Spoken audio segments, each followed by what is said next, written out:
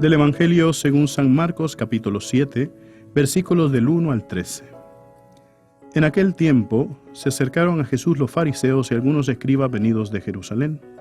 Viendo que algunos de los discípulos de Jesús comían con las manos impuras, es decir, sin habérselas lavado, los fariseos y los escribas le preguntaron: ¿por qué tus discípulos comen con manos impuras y no siguen la tradición de nuestros mayores? Los fariseos y los judíos en general no comen sin lavarse antes las manos hasta el codo, siguiendo la tradición de sus mayores.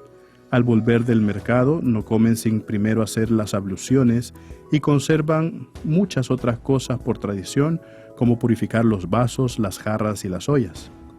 Jesús les contestó: «Qué bien profetizó Isaías sobre ustedes hipócritas, cuando escribió: Este pueblo me honra con los labios, pero su corazón está lejos de mí. Es inútil el culto que me rinden porque enseñan doctrinas que no son sino preceptos humanos. Ustedes dejan a un lado el mandamiento de Dios para aferrarse a las tradiciones de los hombres». Después añadió: «De veras son ustedes muy hábiles para violar el mandamiento de Dios y conservar su tradición, porque Moisés dijo: honra a tu padre y a tu madre. El que maldiga a su padre o a su madre morirá. Pero ustedes dicen: si uno dice a su padre o a su madre, todo aquello con que yo te podría ayudar es corbán, es decir, ofrenda para el templo, ya no se puede hacer nada por su padre o por su madre. Así anulan la palabra de Dios con esa tradición que se han transmitido, y hacen muchas cosas semejantes a esta». Palabra del Señor.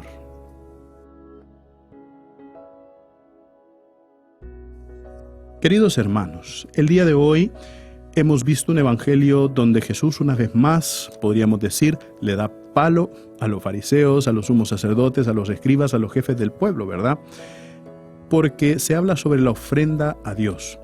A veces nosotros nos acostumbramos a hacer ciertas cosas y las terminamos haciendo de forma automática. Por ejemplo, nosotros no pensamos que la forma en cómo nos estamos lavando los dientes por la mañana, al mediodía después de comer y en la noche antes de dormir, sino que simple y sencillamente agarramos el cepillo, le ponemos un poco de pasta y empezamos a cepillarnos los dientes y ya estuvo. No estamos pensando: tengo que cepillarme de esta manera, porque ya es una costumbre que la traemos de muchos años atrás. Y así lo mismo sucede con las ofrendas. A veces cuando nosotros le damos una ofrenda a Dios, nos acostumbramos, ya no pensamos. A veces algunos dicen: bueno, yo voy a meter mi mano al bolsillo y voy a poner lo que salga, ¿verdad? No me voy a fijar qué es lo que pongo, sino simple y sencillamente lo que salga. Hay otras personas que no, que preparan su diezmo, lo meten en un sobre y eso lo van a dejar a la iglesia. Y así cada quien tendrá su forma de hacer la ofrenda a Dios. Pero al momento de acostumbrarnos o de entrar en un proceso automático, al momento de dar ofrendas, se nos olvida, queridos hermanos, el por qué estamos dando esa ofrenda. Claro, cada vez que nosotros somos partícipes de una bendición por parte del Señor, nosotros queremos darle al Señor de eso que nos ha dado también Él mismo. Por eso cuando una persona sale bien en un trabajo o cuando una persona tiene una cosecha abundante, lo que hace es ofrecer un poco a la iglesia en señal de agradecimiento. Y por eso el espíritu inicial de una ofrenda que nosotros le pedimos a Dios es por agradecimiento, ¿no? Y entonces yo te agradezco, Señor, por eso y te doy esto que tengo, ¿verdad? Pero a veces existe que se va perdiendo eso y entonces en vez de poder dar esto doy otra cosa, ¿verdad? Y me voy purificando de otra manera. Fíjense que en el judaísmo existe un libro que se llama el Talmud. El Talmud es un libro que contiene como las reglas o como la forma de comportarse o qué es lo que tienen que hacer los judíos en todo momento. Y ahí es donde se explica esta palabra que hemos escuchado en el Evangelio que se llama el corbán. El corbán es una ofrenda a Dios, ¿verdad? Y cuando nosotros establecemos qué es lo que va a ser corbán, ya eso es de Dios, no es nuestro, ¿verdad? Entonces yo puedo decir: vaya, yo aquí tengo este objeto o esta ofrenda que le voy a dar, esto es corbán. Y entonces ya nada ni nadie puede hacer uso de esas cosas porque ya la hemos ofrecido a Dios, aunque no la hayamos ido a dejar al templo, pero desde ya decimos que es de Dios. Y entonces ¿qué es lo que hacían los fariseos? Que muchas veces se manipulaban las ofrendas, ¿verdad? Decían, bueno, tú no quieres ayudar a tu padre y a tu madre. Bueno, de lo que tienes, di lo que es corbán.